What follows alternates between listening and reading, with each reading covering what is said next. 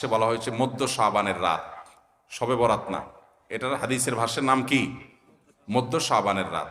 প্রিয় দর্শক, আবারও নতুন একটি ভিডিও নিয়ে আপনাদের মাঝে হাজির হলাম। আপনারা যদি আল্লাহ এলাকাটিকে ভালোবাসে থাকেন তাহলে চ্যানেলটি সাবস্ক্রাইব করে দিন। দর্শক, আজকের টাইটেলটি হলো আহমদুল্লাহ হুজুর আজকে শবে বরাতের রাতের মধ্যে যে আমলগুলো করতে বললেন নবীজি সাল্লাল্লাহু আলাইহি সাল্লাম, শবে বরাতের রাতে যে আমলগুলো করতেন এবং কোন আমলগুলো করা সঠিক আর কোন আমলগুলো করা সঠিক না সে বিষয়ে আলোচনা করবেন। দর্শক, ভিডিওটি খুব গুরুত্বপূর্ণ হতে চলতেছে, ভিডিওটি না টেনে সম্পূর্ণ দেখুন। এটার হাদিসের ভাষ্যের নাম কি?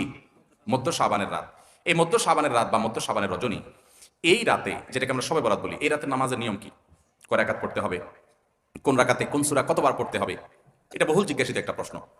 এবং এ ব্যাপারে আমরা অনেকে জানি যে শবে বরাতের নামাজে এত রাকাত পড়তে হবে, সেখানে সূরা কুল হুয়াল্লাহু ইখলাস এতবার পড়তে হবে ইত্যাদি ইত্যাদি। লাইলাতুল কদর ছাড়া অন্য যে সমস্ত রাতের ফজিলত আছে এর মধ্যে 10টা রাতের কথা আল্লাহ তাআলা শপথ করেছেন, ওয়াল ফাজরি ওয়া লায়ালিন আশর। সেই 10টা রাত হলো জিলহজের প্রথম দশক। খবরও নেই আমাদের দেশে মানুষের যে রাতগুলো শপথ আল্লাহ কোরআনে বলছেন কত ফজিলতপূর্ণ, কিন্তু জিলহজের প্রথম দশকের রাতের কোনো বিশেষ ফজিলতের কথা আমরা কয়জনে জানি? যাই হোক, মধ্য শাবান রজনীর কথা আমরা বেশি জানি শুধু না, সবচেয়ে বেশি আমরা এই রাতে ইবাদতের চেষ্টা করি। তো সবচেয়ে বেশি চেষ্টা তো হওয়া উচিত হলো লাইলাতুল কদরে। এর পাশাপাশি যদি কেউ মধ্য শাবানের রাতে আল্লাহ তাআলার ক্ষমা লাভের চেষ্টা করে, সেটা দর্শনীয় না, সেটা জায়েজ। এই রাতের এতটুকু ফজিলত অবশ্যই প্রমাণিত যে আল্লাহ রাব্বুল আলামিন এই রাতে হিংসুক ছাড়া, মুশরিক ছাড়া বাকি মানুষগুলোকে সাধারণ ক্ষমা ঘোষণা করেন। অতএব এই রাতের একেবারে কোনোই ফজিলত নেই, ব্যাপারটা সেরকম না।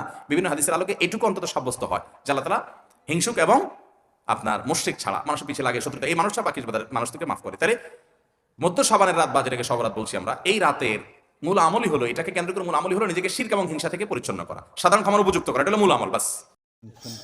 দর্শক, আহমদুল্লাহ হুজুরের কথাগুলো শুনে আপনাদের কেমন লেগেছে আপনাদের মতামত কমেন্ট বক্সে জানিয়ে দিবেন, কেননা আপনাদের মতামত দেখে পরবর্তী ভিডিও নিয়ে আসবো। দর্শক, আজকের মতো ভিডিওটি শেষ করলাম, দেখা হবে পরবর্তী ভিডিওতে।